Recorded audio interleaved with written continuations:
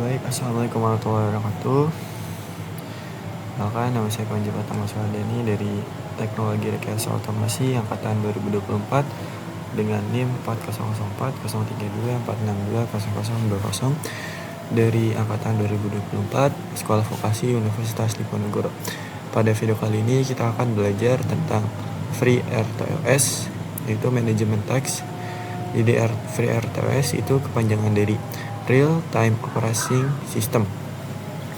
Jadi kita akan memahami tentang konsep waktu, deterministik, preemption, dan alasan penggunaan pada sistem embedded.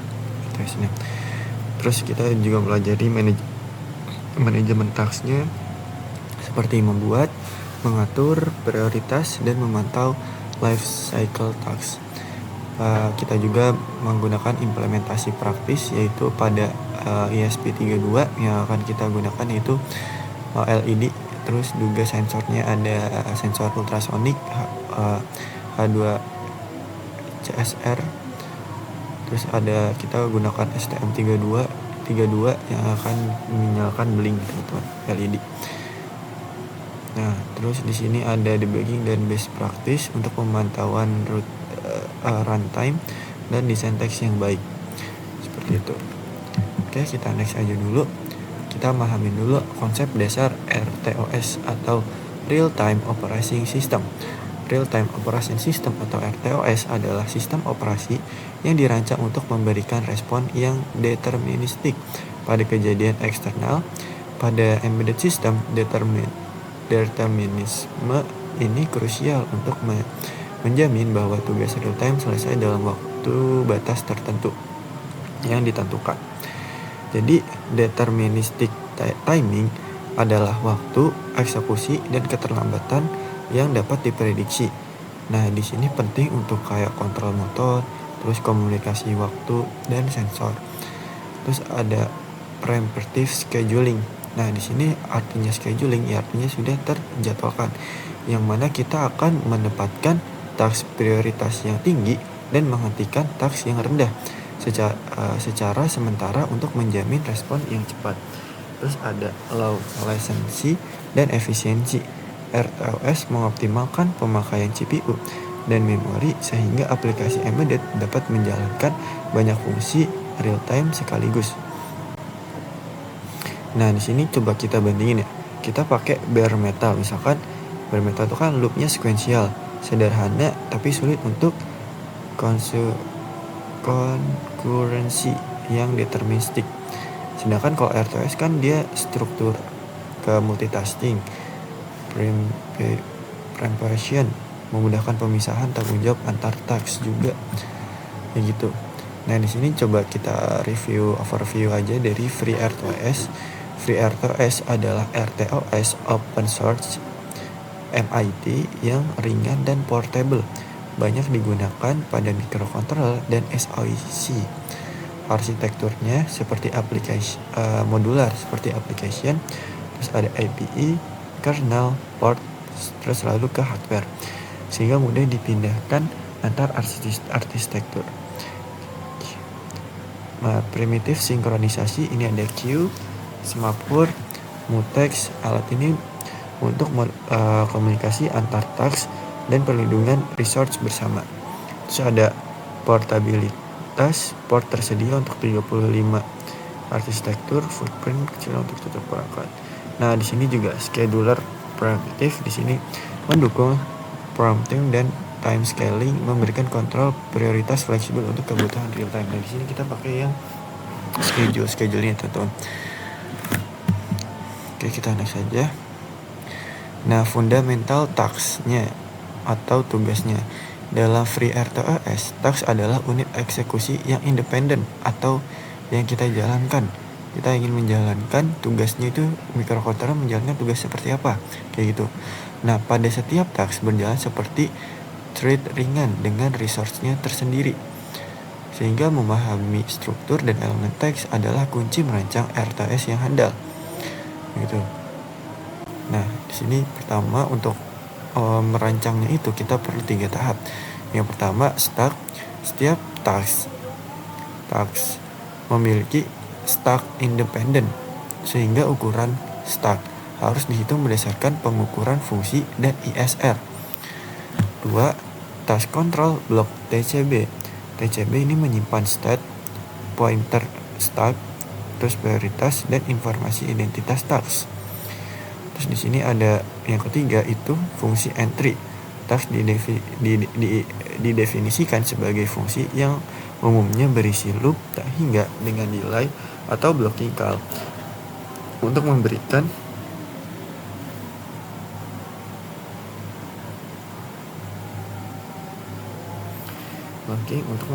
ruang scheduler. Nah, di sini desain yang baik, satu task bertanggung jawab atas satu area fungsional, misalnya sensor, reading, membaca, tes komunikasi, terus kontrol motor, seperti itu. Nah, di sini ada state-nya, life cycle task-nya itu seperti apa. Di sini ada ready, siap dieksekusi saat scheduler memilihnya. Terus ngerunning, ini waktu ngerunningnya sedang menggunakan CPU-nya, CPU dan microcontroller. Terus ada waktunya di block teman-teman. Jadi menunggu event semapur atau queue atau delay mungkin ya teman-teman. Nah, terus di sini ada suspend, yaitu dihentikan manual sampai ngeresume. Jadi sampai dia ready lagi kayak gitu. Nah, transisi terjadi melalui API FreeRTOS atau Access Scheduler. Ini penting untuk memastikan task tidak terjebak tanpa blocking call agar tidak menghabiskan CPU-nya, seperti itu. Oke, kita next lagi aja. Nah, di sini ada prioritas dan scheduling. Di FreeRTOS ini menggunakan priority based prescriptive scheduling, yang mana task dengan prioritas tertinggi yang akan mendapatkan CPU. Jika ada task dengan prioritas yang sama, scheduler menggunakan time scaling atau round robin jika konfigurasi diaktifkan. Nah, di sini ada mode 0 atau idle, tugas bawaannya seperti RTOS idle hook, seperti itu. Terus ada yang satu ini background, ini task non kritis yang boleh ditunda teman-teman. Terus ada yang kedua, yang itu yang normal, yang default, jadi untuk kebanyakan fungsi aplikasi. Terus yang ketiga, high atau critical. Nah, di sini yang paling penting ya teman-teman, digunakan untuk tugas real time, penting dalam latensi minimal gitu. Nah, di sini juga ada priority matrixnya, effort. Di sini quick wins, major phase, terus ada semakin ke kanan dia semakin tinggi ya teman-teman. Sehingga konsep pentingnya preemption dan time slicing. Hindari priority inversion. Gunakan mutex dengan priority inheritance saat melindungi resource bersama, seperti itu. Nah, di sini kita bahas berikutnya fungsi dari task inti yang sering digunakan dalam pengelolaan task. Nah, di sini ada penjelasan lengkap dan contoh penggunaan yang membantu mengurangi bug. Nah, di sini ada X-task create, yaitu X-task create itu kayak function name stack param priority handle. Nah, di sini digunakan untuk membuat task dinamis, mempertimbangkan penggunaan static allocation untuk determines memory. Terus ada delay, task delay seperti PDSM, TOTIX, MS, dan V-task delay until sekian gitu. Jadi untuk timing periodik yang stabil. Terus ada control, misalkan V-task suspend, terus ada task resume, task delete, seperti itu, task priority set atau get. Nah, di sini menghindari deadlock ya teman-teman. Nah, dalam praktik selalu gunakan blocking call dalam loop task kayak delay, Q receive, terus map take agar tidak menciptakan CPU yang hog ya teman-teman, yang saling bertabrakan. Nah, di sini kita lanjut ke scheduler dan context switching. Nah, di sini ada scheduler FreeRTOS. Jadi memilih task yang siap dengan prioritas tertinggi. Context switch terjadi ketika task baru dengan prioritas lebih tinggi tersedia. Terus tasknya memanggil atau delay atau memasuki block state. Terus ISR memberikan notifikasi yang membangun task prioritas lebih tinggi. Gitu. Jadi context switch-nya aktif itu 3 ya teman-teman yang tadi. Nah, di sini pilih task scheduler mengevaluasi bitmap prioritas tertinggi, terus atau struktur internal yang menentukan kandidat eksekusi. Terus 2, simpan konteks register CPU disimpan ke stack task yang sedang berjalan. Seperti itu. Terus ada load konteks stack pointer dan register task berikutnya dimuat, dieksekusi, dilanjutkan. Namun disesuaikan ya teman-teman. Pilihan tick right adalah trade-off antara respons sistem lebih tinggi itu sama aja lebih responsif, dan overhead interrupt itu lebih tinggi, lebih banyak CPU time dipakai untuk tick teman-teman. Nah, untuk implementasinya teman-teman, di sini kita pakai 2 microcontroller yaitu STM32 dan ESP32. Yang mana ESP32 ini dia dual core teman-teman, sehingga memungkinkan binding text ke core tertentu, sehingga FreeRTOS sudah terintegrasi dalam ESP-IDF. Namun di sini hati-hati dengan peripheral yang tidak multi-core safe teman-teman. Nah, di sini keunggulannya ESP32 dia performa multitaskingnya lebih tinggi, namun perlu sinkronisasi lintas core seperti mutex, pinlock, ya gitu teman, jika resource-nya dibagi. Nah, di sini aku kasih contoh mencoba. Jadi di sini ada program di mana aku menggunakan ESP32 sebagai masternya. Dan di sini ada task satunya yaitu menyalakan LED kelap-kelip ya teman-teman. Terus di sini task keduanya dia membaca sensor jarak yaitu HCSR. Nah, di mana di sini scheduling ya teman-teman antara task 1 dan task 2 itu berjalan silih berganti ya teman-teman. Jadi antara task pertama dan task kedua. Yang dimana ketika di situ lampunya, kalau ketika task 1 nyala, maka lampunya itu akan nyala kedap-kedip seperti itu ya teman-teman. Nah, sini mati nyala ya teman-teman. Nah, di sini sudah menandakan kalau sensor dan lampunya itu saling nyala bergantian teman-teman, seperti itu. Nah, di sini dapat dilihat, di sini ada counter juga, terus ada pembacaan sensor HCSR yang bisa dibilang sudah terbaca ya teman-teman di sini. Terus ada LED-nya, terus simulate-nya itu ada jaraknya 30 cm seperti itu. Oke. Mungkin itu aja pada ESP32 ESP32 yang menggunakan FreeRTOS. Nah, sedangkan untuk yang keduanya di sini kita hanya menyalakan LED-nya saja ya teman-teman. Yang dimana tapi di sini LED-nya kita hitung teman-teman. Kita hitung atau kita counter ya teman-teman. Nah, di sini ada time step-nya juga. Di sini coba kita baca task 1 dan task 2-nya teman-teman. Sini sama satu lagi kita pakai suhu temperatur ya, atau DHT22. Di sini dimana LED-nya sama kayak seperti sebelumnya, LED-nya bernilai 0 sampai 1. Di sini counternya dihitung itu udah sampai hitungan 792. Nah, dimana suhunya itu sekitar di 30 derajat ya teman-teman. Di humidity-nya 90%. Ini udah kehitungan ke 400 teman-teman. Bisa dilihat di sini LED-nya 0101 ya teman-teman. Karena di sini task 1 dan task satunya itu dihitung 2 kali teman-teman. Jadi LED nyala, LED mati kayak gitu task 1. Nah, setelah task 1-nya selesai, baru dia menjalankan task 2. Yang dimana task 2 ini membaca dari nilai sensor suhu DHT22 seperti itu. Nah, oke, di sini aku coba tingkatin suhunya menggunakan korek api ya teman-teman. Yang sebelumnya kan tadi bisa teman-teman lihat itu suhunya di sekitar 30 derajat. Nah, di sini apakah nilai suhunya naik gitu setelah saya panaskan. Nah, di sini nyata ya teman-teman, suhunya itu lama kelamaan atau mulai naik teman-teman. Sini tadi dia sempat ke 32 derajat Celcius. Nah, di sini 34 derajat Celcius. Di hitungan ke 430-an ya tadi teman-teman. Seperti itu. Jadi antara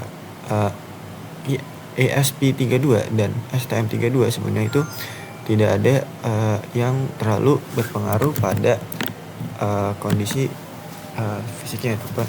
Namun di sini pada perhatiannya STM32 itu umumnya itu single core teman-teman, sehingga proses interrupt dan scheduler berjalan pada inti tunggal kayak yang bisa kita lihat tadi. Cuman kita belum bisa terlalu membedakan ya apa bedanya gitu. Maksudnya yang terlihat yang begitu jelas terlihatnya. Tapi namun bisa kita simpulkan antara ESP dan SP32 dan STM32 itu sama-sama bisa menggunakan konfigurasi FreeRTOS seperti itu teman-teman.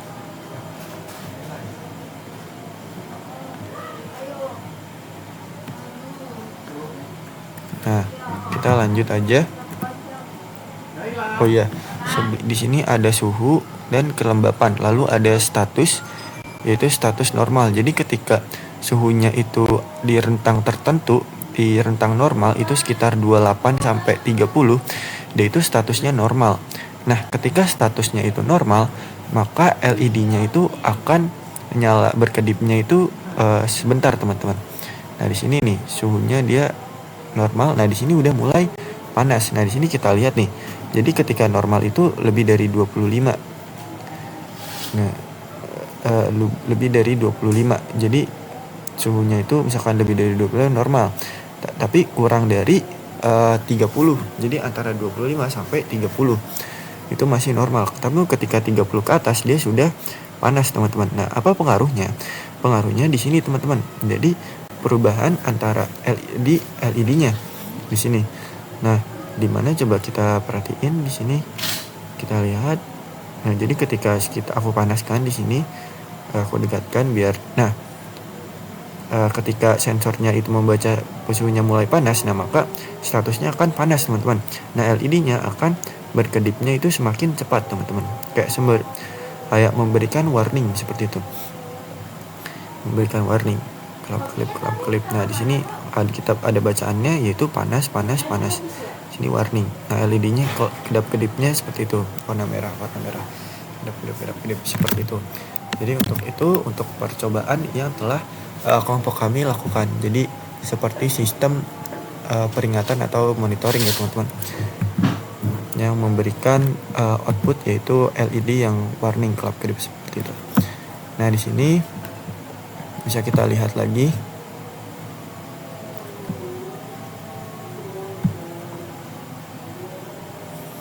Dimana di sini ada debugging best practice, gunakan pattern fill size. Nah, oh iya teman-teman. Nah, baik teman-teman, di sini kita bisa lihat di sini untuk yang percobaan yang ESP32 tadi, yang percobaan pertama, dimana kita lihat di sini dia menggunakan HSR-nya di GPIO 27 dan GPIO 4 ya teman-teman.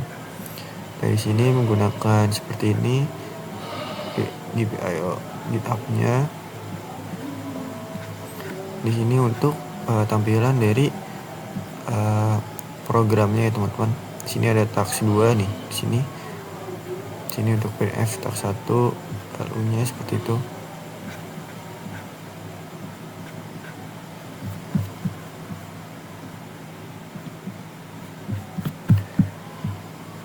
Functionnya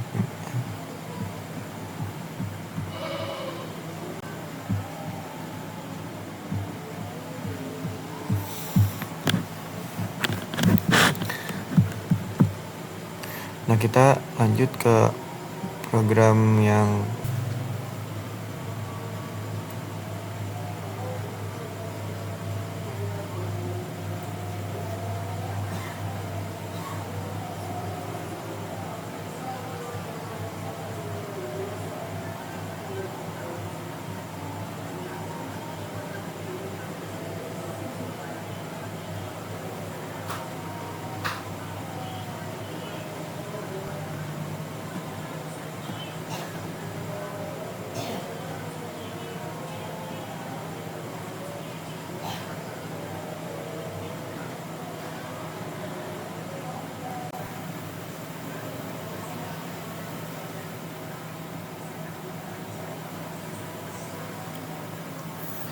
Nah, di sini teman-teman bisa lihat di sini ada program dari STM32 percobaan kedua yang udah kita lihat sebelumnya. Di sini ada catatannya teman-teman. Di sini untuk wiringnya, dimana kita pakai PJ13 di onboardnya, terus ada DHT32 dengan data pin yaitu PA1. Kita pakai resistor pull up, terus di serialnya kita pakai PA9, terus ada PA10.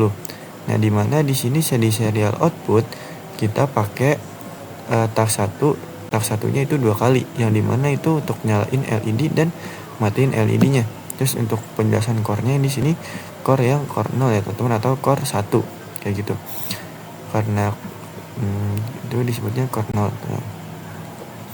Dan di sini ada bus type. Nah, di sini nih X-Tax Crate teman-teman. Di sini sesuai dengan yang sudah aku jelasin sebelumnya ya. X-Tax Crate. Nah, di sini X-Tax Crate di sini untuk function, nama, prime, priority, dan handle teman-teman, seperti itu. Nah, dimana yang udah aku jelasin sebelumnya. Jadi kita terus di sini ada X Mapur. Nah, di sini kita pakai Smapur Create Mutex ya teman-teman, untuk serial mutexnya seperti itu. Nah, di sini ketika misalkan start schedulernya itu gagal ya teman-teman, membuat teks untuk cek RAM-nya, nah maka schedulernya gagal, RAM-nya nggak cukup kayak gitu. Nah, di sini teman-teman bisa lihat kita pakai sesuai dengan yang aku bikin yang di PPT ya teman-teman. Kita pakai X-Tax Crate ya teman-teman, dimana nih coba kita tanya ke cloud. Kenapa pakai kode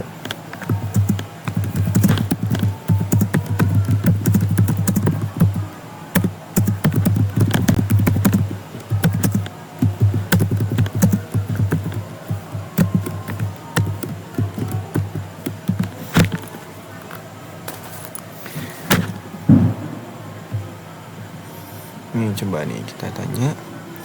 Nah, nih X-Tax fungsinya untuk membuat dan mendaftarkan task tugas pekerjaan dalam FreeRTS. Nah, kayak misalkan ini task stack underscore task 1, jadi ukuran stacknya itu 256 parameter per biti kayak gitu teman-teman. Jadi pengaruh ke RTS nya itu ngaruh nih, multitasking, LED bisa kedap-kedip sambil sensor DT22 dibaca, tidak saling tunggu. Nah, di sini nih penjadwalan FreeRTS nya itu scheduler mengatur kapan setiap tasknya berjalan. Prioritas task LED prioritas kedua lebih penting daripada task kedua DHT22, sehingga prioritas 1 tuh lebih penting nih. Jadi task 1 tuh lebih penting. Terus paralel, kedua task terlihat berjalan bersamaan dengan konteks switching. Nah, konteks switching itu apa? Yang udah aku jelasin juga teman-teman, konteks switching. Sebelumnya kan udah aku jelasin ya. Konteks switching mana tadi? Konteks switching.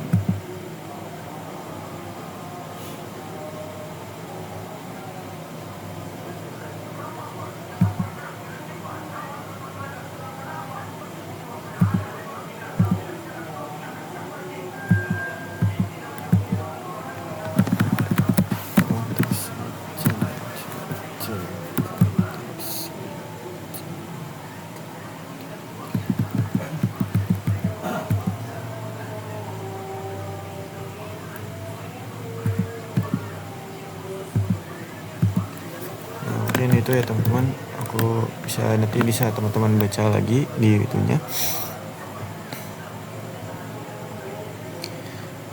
Nah, di sini jadi kalau misalkan tanpa X-Task Crate, program hanya bisa dijalankan satu pekerjaan aja pada satu waktu, tidak bisa kayak aku yang tadi teman-teman, jadi nggak bisa nyalain LED bebarengan sambil membaca dari si sensornya tersebut kayak gitu.